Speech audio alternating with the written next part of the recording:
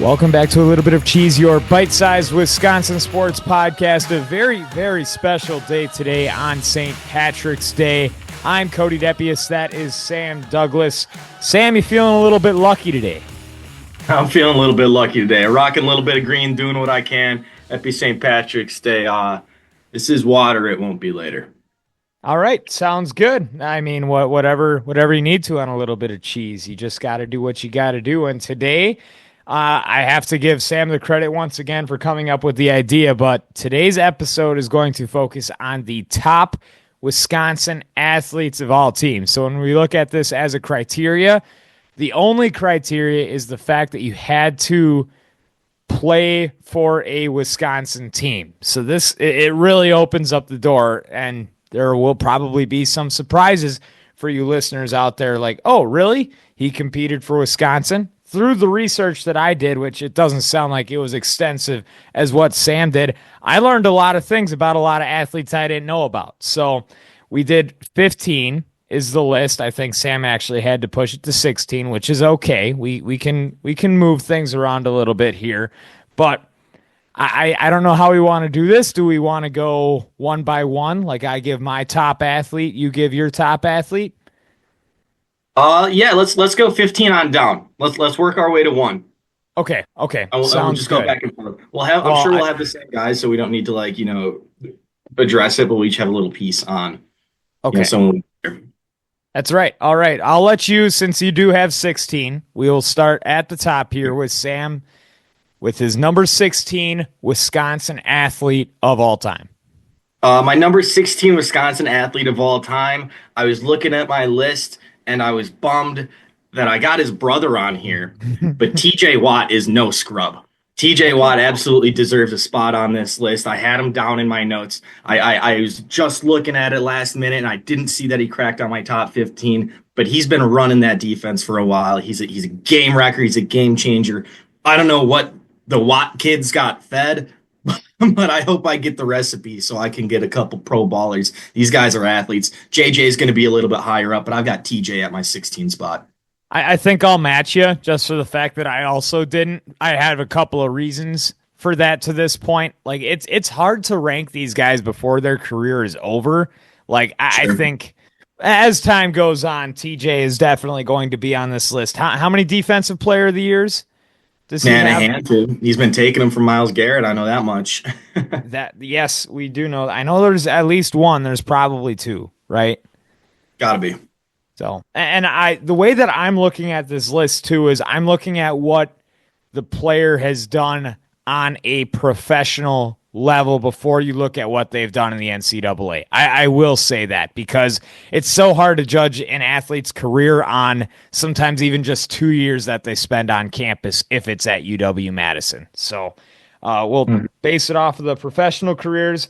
But this one that I have for number 15, I don't know if Sam's going to have her, but Susie Favor-Hamilton is a nine-time NCAA champion. She's from Stevens Point. She competed in 3 Olympic Games, did not come home with a medal, but I think the fact that she was the best in the nation for 12 consecutive years, making 3 Olympic Games with the 9 national titles, I have Susie Favor-Hamilton.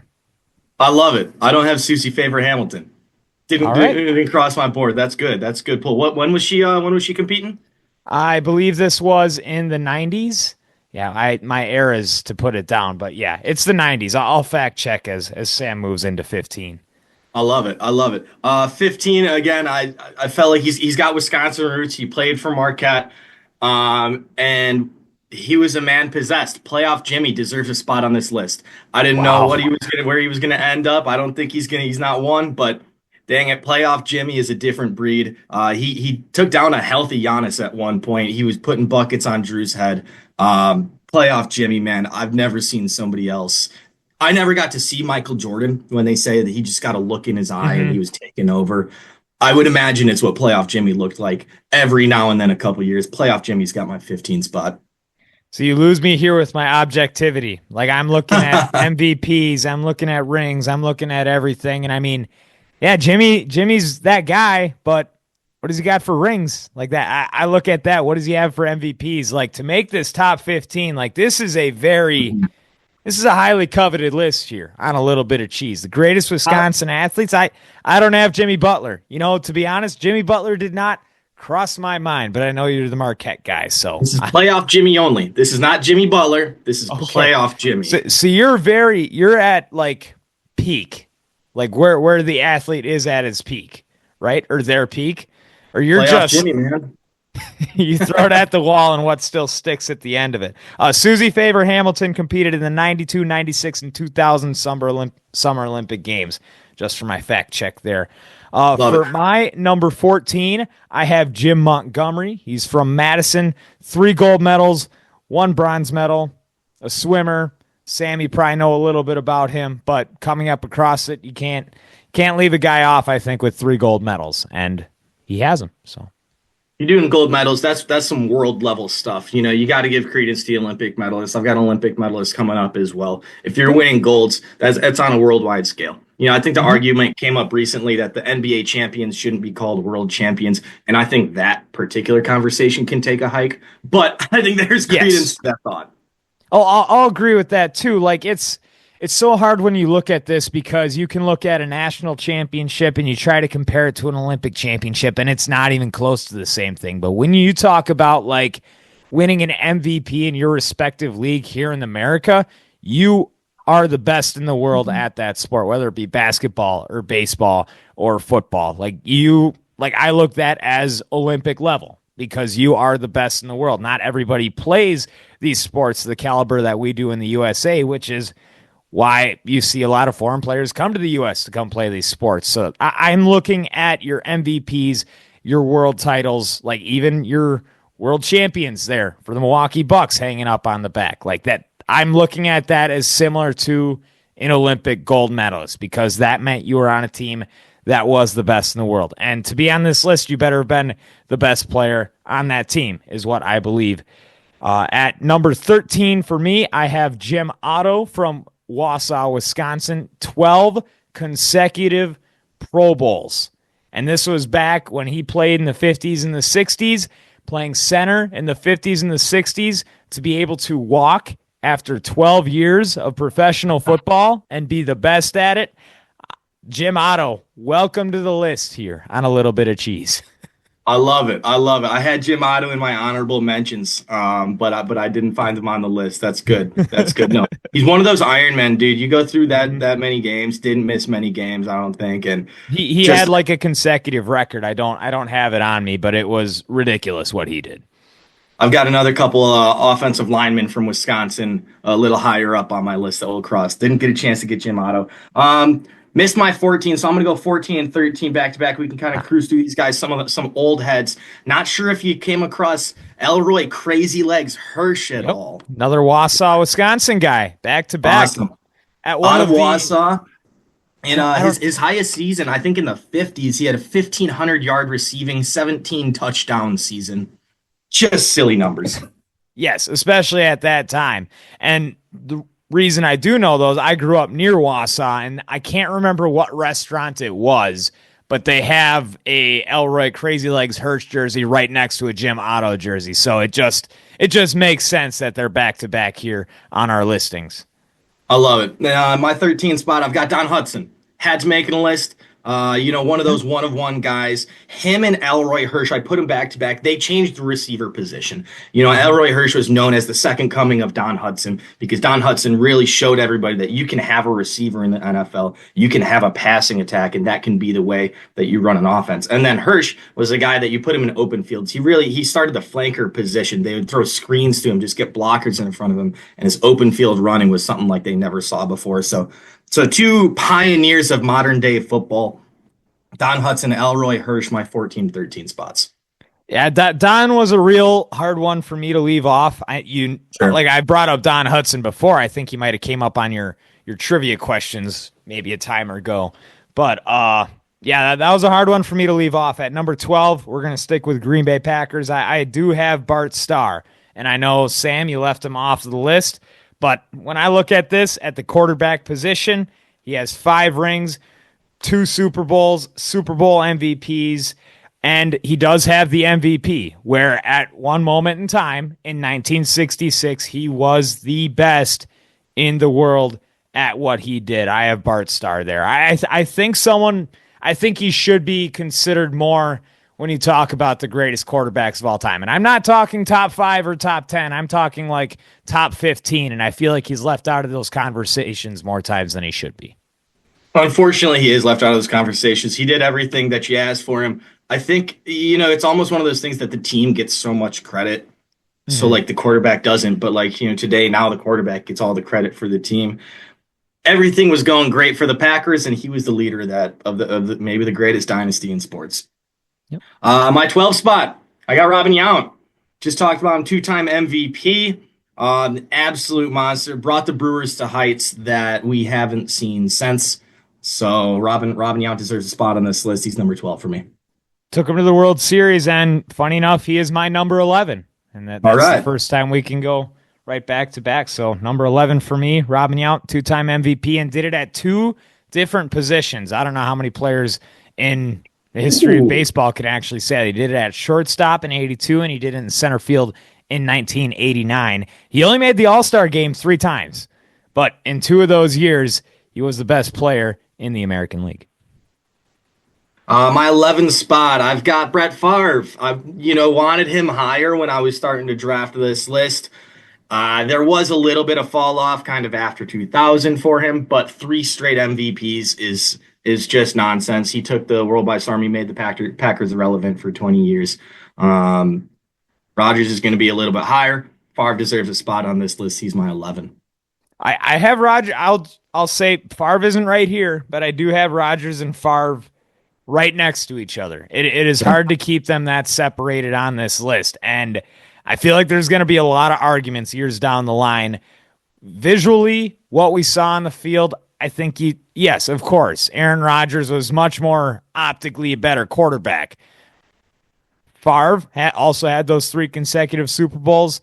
He did, 3 consecutive MVPs, made 2 Super Bowls. He did win the one, where Rodgers, he made it and won it the one time and never made it back, which I think will always be an indictment on his career. We'll see what happens this year. I don't know. He's still up in the air. He could be a Minnesota Viking in a couple of weeks. Everything's up there.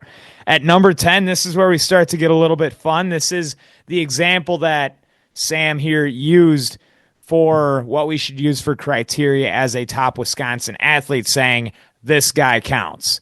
And this guy counting, you have to pick a couple of straws, but Max Scherzer played for the Lacrosse Lager back in the 2000s for one summer, his freshman year after college. And he's got 3 Cy Youngs, so it's really hard to leave him off the list. And it was really cool because we are both living in La Crosse right now, so we hear the stories of that one summer that Max Scherzer stepped on a mound, and people would just go to the park to watch him pump 98, 99. The numbers weren't great. He was not a great college freshman, but everybody saw the stuff was there, and we all saw it pan out when he got to the MLB. He had to be on the list.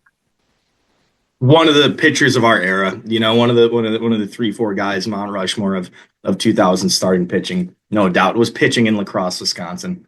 Gotta love it. I'm gonna give my 10, and then I'm gonna run through a couple honorable mentions, so we get at least a chance to shout those guys out before we get into the top 10. But my number 10 spot, you saw playoff Jimmy make a list. I got 2014 Melvin Gordon. This guy was on an absolute roll. He had 2,500 yards on the ground, 29 touchdowns, did it in 14 games. He was breaking Barry Sanders records. He was touching records that people thought were untouchable. Doing it for a Big Ten program. I think the next Russian records are taken over for guys in like the mid-major D1s, where you can kind of just be a man among boys. But what Melvin Gordon was doing, bringing the Badgers, carrying the Badgers in 2014. We're not going to talk about how that season ended. Playing against Ohio State in that Big Ten championship game. I fell asleep at halftime. I remember that. Like, I felt comfortable enough in that game to fall asleep at half. And then I remember waking up and looking at the score and wanting to go right back to bed. You might be off by 1 year there. That was our 59-0. Yeah, that was when we got routed 59-0.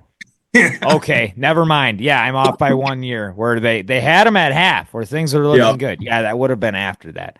But a couple shout outs I got that I want to run through. Ray Nitschke didn't get a chance to make my list. Rocky Blier did not get a chance to make my list. If you get a chance to look up Rocky, do it. He's a Vietnam War vet, ended up being a Super Bowl hero. Frank Kaminsky and D Wade, man, I wanted him on the list. I didn't get a chance to get Roland Glenn, Mr. Fingers himself, on here. Trevor Hoffman was great. CeCe was great. Charles Woodson. Gwen Jorgensen, a triathlete, and Marcus Howard was no joke for Marquette either. All those players would be honorable mentions on my list too. Not one of them made my list. So I think when we go through the rest of this, there's a couple spots where I'm curious who you got, but I think we're going to see a lot of similarities when we come down to the wire.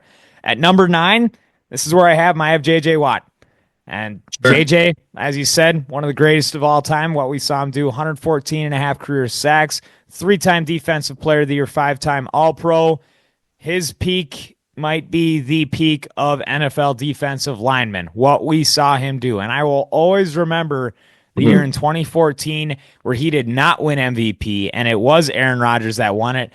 That was a rob job. Like that, I think J.J. Watt also had 5 offensive touchdowns that year on top of the 20-plus sacks that he had and the monster that he was in the run game. It was a joke that he didn't win the MVP. So in my mind, there's an MVP along with the 3 Defensive Player of the Years. He comes in at number 9. I've got him a little bit higher. Like you said, his peak was not stoppable. And when you're looking at some of these defensive tackles and defensive ends that are wrecking the game, they're getting doubled and triple teamed every single play. You're not having this one-off. Rashawn Gary had a great year because he's able to sneak around the edge. No, these guys are getting doubled and tripled and schemed against, and you can't stop them. J.J. Watt was an animal. My 9 spot, I've got Bonnie Blair, speed skater. When she was inducted into the U.S. Olympic Hall of Fame, she was the most decorated female winter athlete of all time. She was born in Champaign, Illinois. She ended up training her whole life at the Pettit in Milwaukee. So shout out that. You're 5-time Olympic gold medalist, dominated the 500 meter, ended up setting the world record by 2 seconds in that event, I think in 94, which was just unheard of. So Bonnie Blair deserves a spot on this list as a Wisconsin goat. She's my number 9. Is that someone you got to meet at some point? No, didn't get a chance to meet Bonnie Blair. I gave Gwen Jorgensen a shout out. I met her. I used to train with her. Okay. I'm swimming. She's a triathlete. But no, this is Bonnie Blair, speed skater. I mean, yeah, gold medals, like we said, that puts you on the list. Didn't make mine. I didn't come across her on any of the lists in the research that I was doing online here. So good work on Sam bringing Bonnie onto the list. At number 8, I kind of piggybacked some of the greatest defensive linemen of all time. I have Reggie White. Reggie was the man. Without Reggie, you don't have those Super Bowls in the 90s. I don't believe for Green Bay. I don't even think that they make him because he meant that much to the team. An incredible character, one of the greatest of all time. 198 career sacks, 2-time Defensive Player of the Year, 8-time All-Pro, 13 Pro Bowls. Nobody did it better than Reggie. 13 Pro Bowls, man. Minister of Defense. Rest in peace, Reggie White. Definitely one of the guys that should be here telling stories today.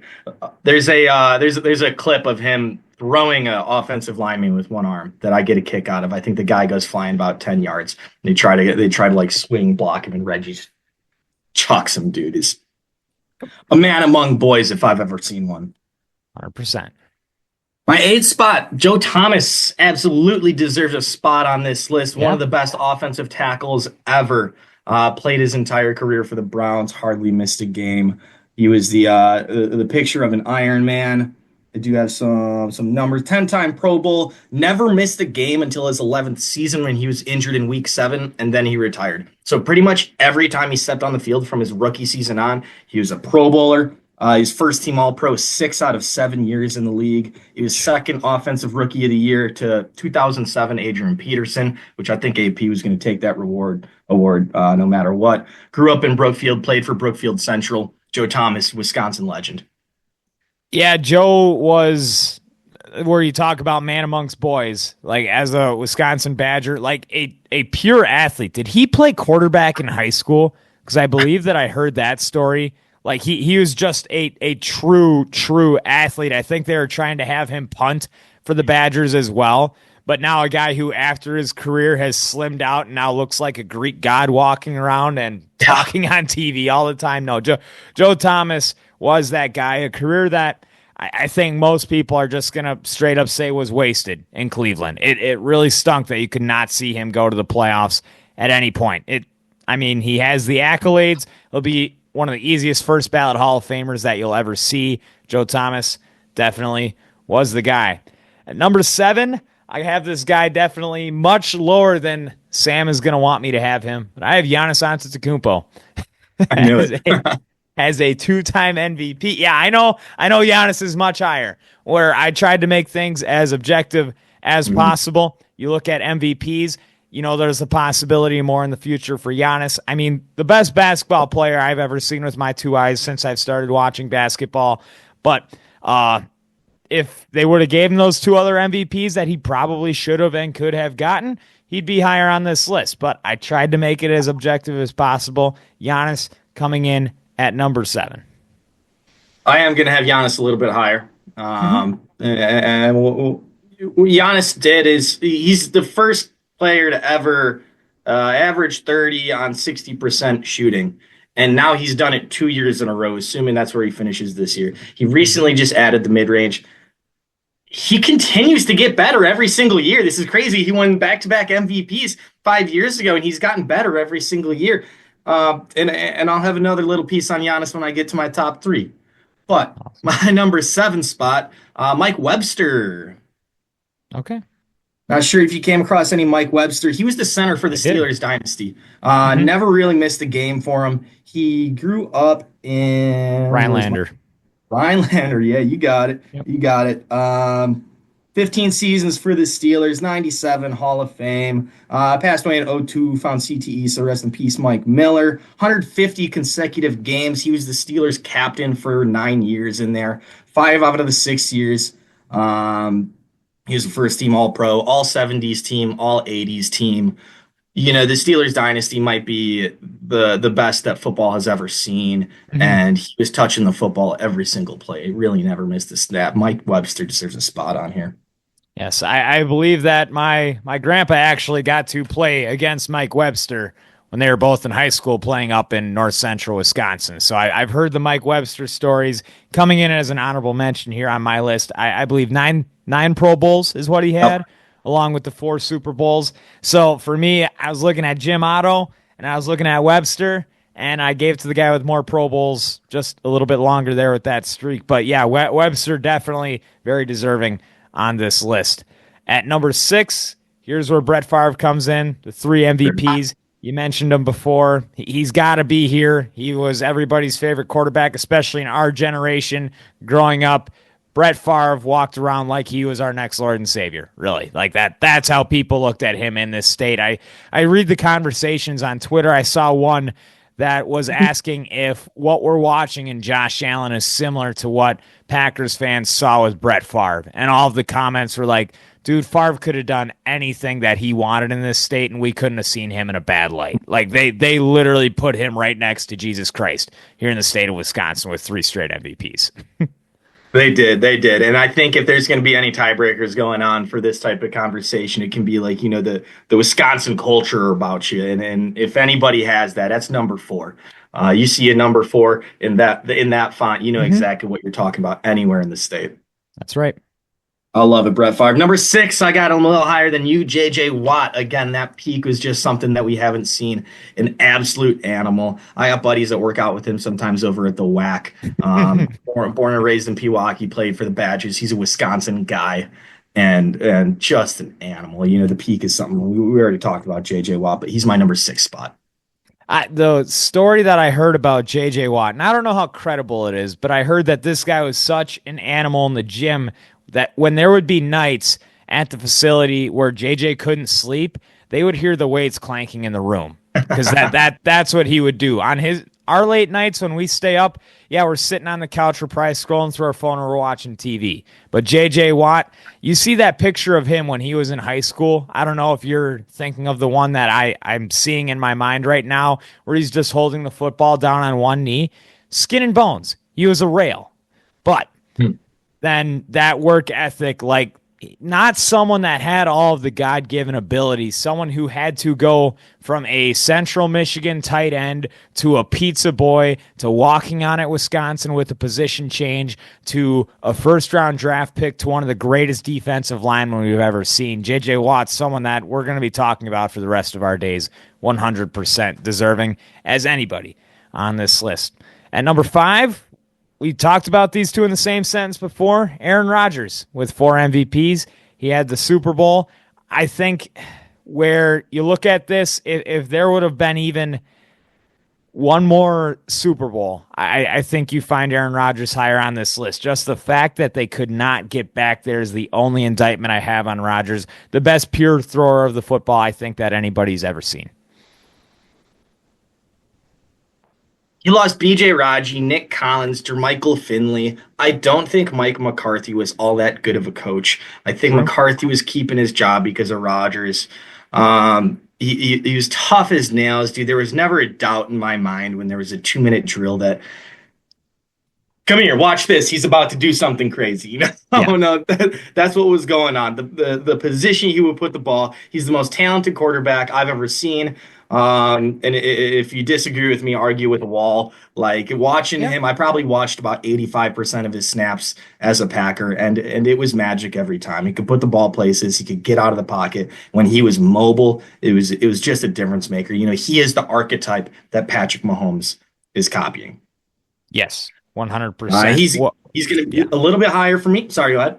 No, no, you're good. Yeah, we'll talk a little bit about him in a second, I'm sure. At number 4, there's not a lot for me to say here, but it's hard to leave off. Helene Kapaha, I believe, is how to pronounce the name, but I found it. It was on a Sports Illustrated article. I could not find anything else, but Sports Illustrated had her in, so I'm taking that as a credible source. But at the 1980 Olympics, she won 5 gold medals in no, this I'm wrong. I'm reading the different one. She broke world records in 20 swimming events back in 1932. 20. Like That's sick. and it was that was the piece that they had on her. So they didn't really have anything else. I tried to do some further research. So this is kind of a question mark here. If anybody knows anything, please do a little bit extra digging for us. But Helene Kapaha, I believe, is how you pronounce that. Kapphaha. She's from Madison, but world records in 20 different swimming events back in 1932. So, I love it. Another one of those. That's worldwide. You setting world records. That's different. You get a spot on the list. yep. I'm going to give my 5 and my 4 here. At 5, I did have Reggie White. Again, just the man among boys. I had him one spot higher than J.J. Watt. Yep. Just a little bit more sustained than J.J. Watt. He's 7 times in his career was his top 5 in defensive player of the year voting. He did get the 2 bids, but I think 7 times being in the top 5, he was just consistently an animal. Watt had that peak. He got one spot higher than Watt. Number 4 for me is Aaron Rodgers. I got Rodgers up at my 4 spot. Brett Favre was down at my 11. Look, man, he made the Packers relevant for so long. There was not a game I thought we were going to lose. And yeah, I had my heart broken, but for 15 years, I thought this is our year. I Yeah. thought we were champions, and it was because of number 12. There was never a doubt in my mind, even when plays were going wrong, whether it was I was buying into his body language or not. It was probably the receiver running a wrong route. It was probably the coach making a bad call. It was probably the running back missing a block. I told you I watched most of his snaps. I didn't see the guy mess up all that much. And yeah, he's barking at his players, and I think he was probably right to do so. Aaron Rodgers is my number 4. That was a perfect way to put that. Every single year that we watched number 12 suit up for the green and gold, you thought they were winning a Super Bowl. After the fact, like, it's crazy that they only had one.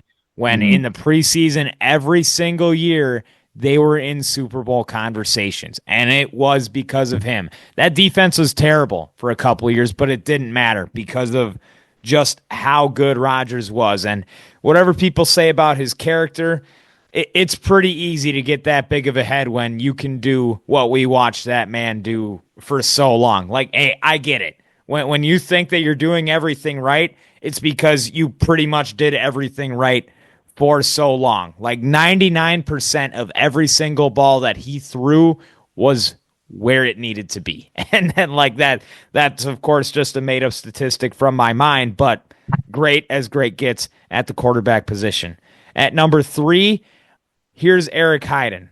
5 gold medals at the 1980 Olympics, 4 Olympic records, 1 world record. So it was just, of course, that 2-week period, but that peak there for Eric Heiden, 5 gold medals around his neck. What sport? He was a skater? Skater, speed skater. Yep.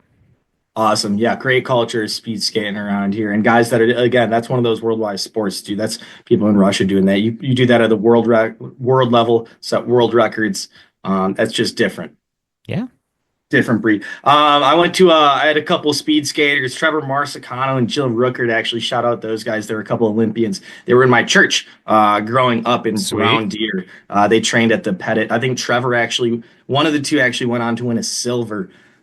The thighs on these cats, dude, huge. Jill's thighs were monster, man. Trevor's thighs are monster. They would come to church every now and then, chat it up, just normal guys. But the legs, they were 5'11", normal build, and then waist down, tree trunks.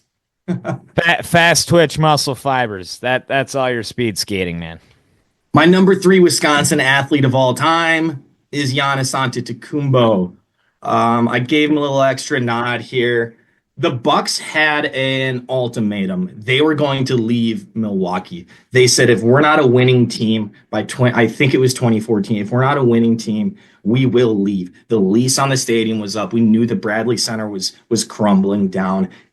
The writing was on the wall. We knew there was other teams. The NBA was growing markets here, and here Oklahoma City had just worked out perfectly. The Bucks were going to leave Milwaukee until Giannis showed up.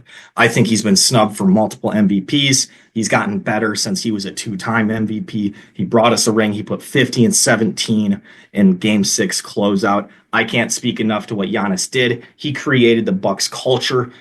He made the Bucks cool. And he loves Milwaukee. He's staying in Milwaukee. He's everything that you want to be as a role model, as an athlete, as a person, as a hard worker. Man, I can't say enough good things about Giannis.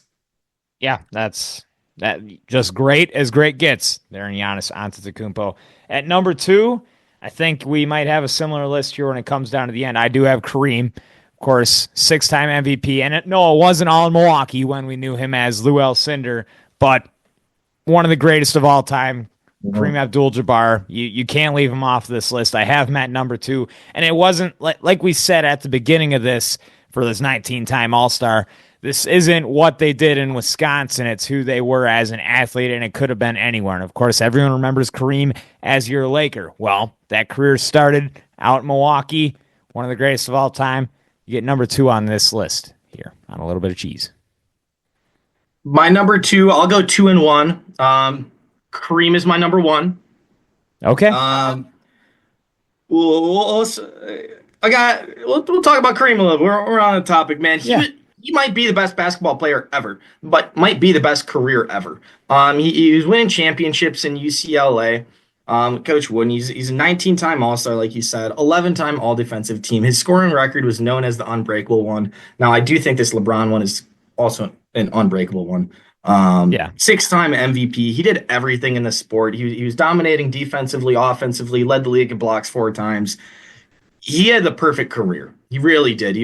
When he went to LA, it shook the world. He was part of the Showtime Lakers that, it was Magic and Bird, but Kareem aging, he's a part of that dynasty, and again brought a chip to Milwaukee. It was with the old Oscar Robertson, and when you're looking at GOAT status, it's Jordan and Bron, but I mean, Kareem is arguably the best basketball player to ever play the game. He's my 1. At my number 2, he is going to be your 1. Talk to me a little bit about Hank Aaron.